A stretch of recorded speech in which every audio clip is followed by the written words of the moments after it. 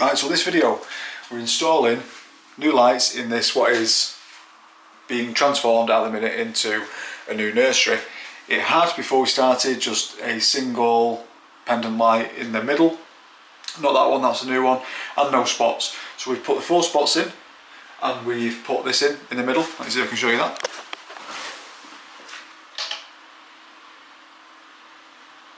Doesn't really show that good on camera, but it does look nice, and the spots are on dimmers. Now I can't show you a before, purely because we deleted the video by mistake. So we didn't catch the before, but this is the after, and this is how we've done it. So we'll just show you what it is like upstairs in the loft. Oh. Which is so much nicer than the normal loft that we're sort of working in, because it's not dingy and dusty and it's all nice. However, it's also got floor and carpet down. Now we've already checked, did peel it back just there, and it's boarded with the cable floor. So we're going to start peeling the carpet back, find out where the room is where we think that original light in there is, to get to the power of the cables, and we'll take it from there.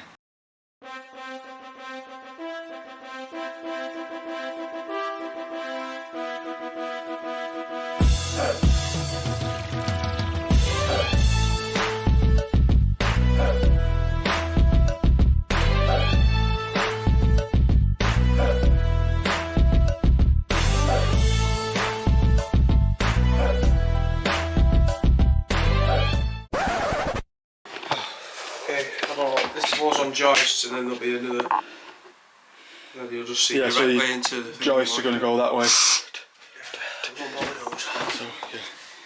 So we've got most of the carpet up now in the area that we need to work in. As you can see, it's all cable floor with Torx bits. So the plan will be set screws out. We've got a circular to cut the tongue and groove of the joists. Pull up the ones that we need. We'll work out first where we need to be working, so we're not just pulling them up randomly, and then we'll have a look at what we've got. So we'll take a rough measurement of where this light is. We'll use the door and the wall as a rough idea, so we know where we're going to take the first board up, and then we'll see what it's going to look like. So we think the connections for that pendant are somewhere hidden behind this wall. So James is just having a look in there at the minute. That was screwed down to one of the joists under there, so maybe it was protecting those connections. I don't know, we're going to have a look, but either way the measurements say it should be somewhere behind there. So it's potentially around here somewhere.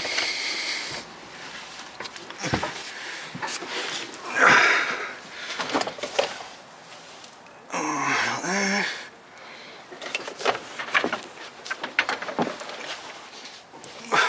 There. To make things easier, we decided we'll just take the fitting down, rod through it, see where it comes out, or if we can get it all the way up. If we can get it through, we know it's in that space somewhere.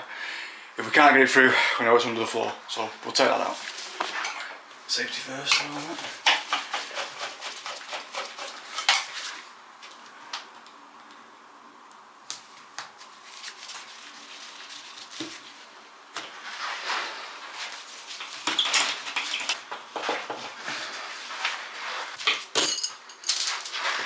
So look, so there's a joist right there. So long story short, we have found it. However, it's right between this board where it meets the wall and the other side. So we're going to take this board up because it needs to come up anyway, so we can get to the connections and see what's going on there. So we'll take that up. Right. So, as with always, the simplest job, this will take us 10-15 minutes. Obviously, hasn't, as you can tell. For some reason, what would have been the ceiling rose or the junction box for the light, instead of it being over there where the light is, was here, which we finally found. So we've disconnected that. I've disconnected the old switch. It was the original wiring, which is straight to the switch and then out to the light. So we took that out. We've found where the switch line comes straight through the wall there. It's still got the old metal capping on there. So we're going to try and reuse that. I'll show you downstairs when we go down, but we've got the cable coming out. It does move quite freely. I'm not going to pull it too hard because it's disconnected at the switch. But we're going to try and get our cables through there without having to chase out. So we'll go back down, I'll show you, see what we think.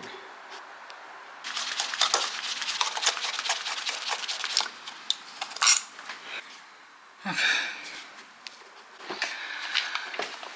So we took the old switch off. We've now got the old really shallow back box, obviously not good for anything. The LED dimmer switches which are going on ask for a minimum of 25mm back box, but we're going to put 35mm back boxes in. It just future-proofs it a little bit more for if you ever want to change it to smart switches or anything like that. So this is obviously really stuck in. It's been screwed in, which we've took out, but over the years it's rusted itself in. It's been plastered in, bonded in, loads of fill around it. So the quickest way to take them out that we find is just run a multi-tool around all the back and then just pull it out. We're going to try and leave this cable intact for the time being to try and pull our cables through. So we'll see how we go.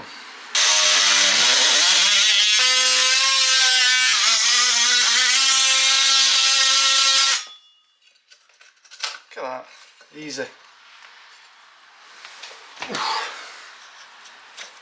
Right, we'll chase that out, fit a new back box, and then we'll show you. So we've got the old back box out. We also have chased out for the new back box. We put the plugs in, see if that can focus. And what we've managed to do is pull the new cable up through the original metal capping into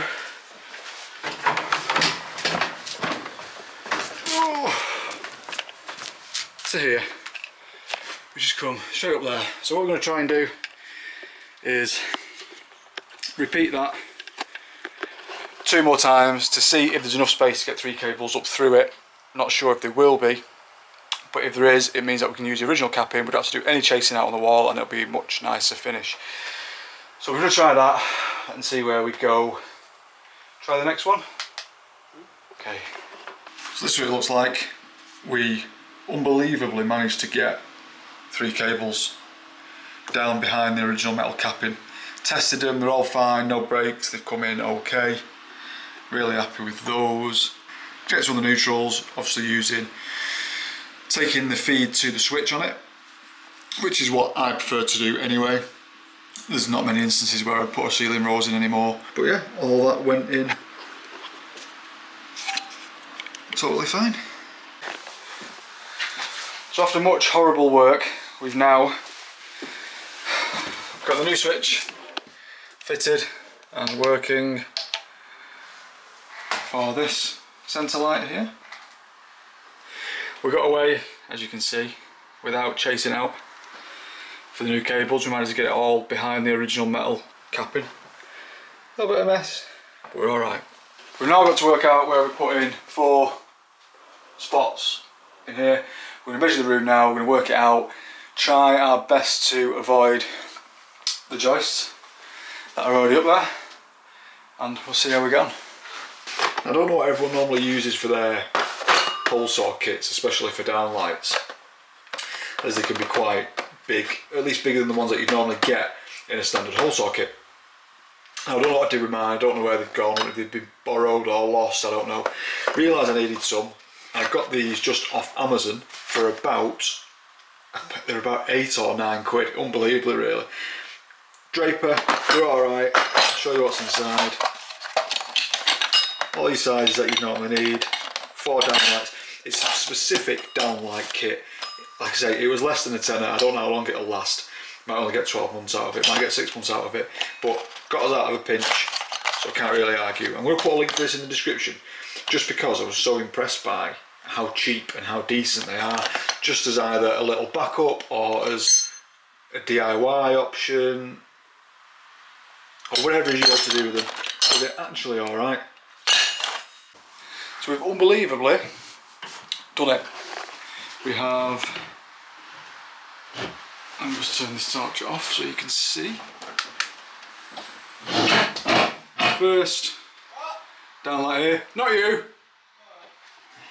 Second, two cables there, you just can't really see them. So the third, and end of line here. Get those connected up, see how they look. I'll show you the spotlights that we are using. Not used these ones before, so it'll be interesting to see what happens with those. So yeah, give us a sec. So these are the spotlights that we're going to use. The Wessex LED integrated 6W 3 CCTD dimmable fire rated downlight IP65. Show you these very quickly. These are all in one with a, so I can do it one-handed, removable bezel, different colours, for white, a switch there between 3 different temperature settings for the light, and of course the quick connector block. So we'll get some of these in and then we can show you. So that's it, it's all done, it's all tested on the new circuit.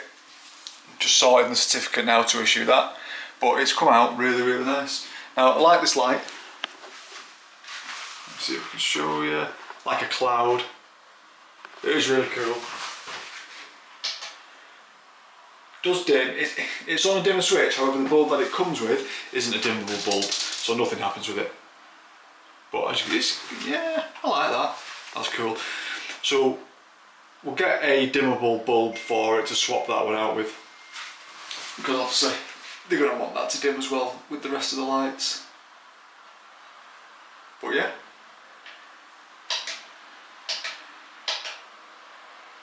Happy with that? Job well done. Thank you very much for watching, and we'll see you on the next one.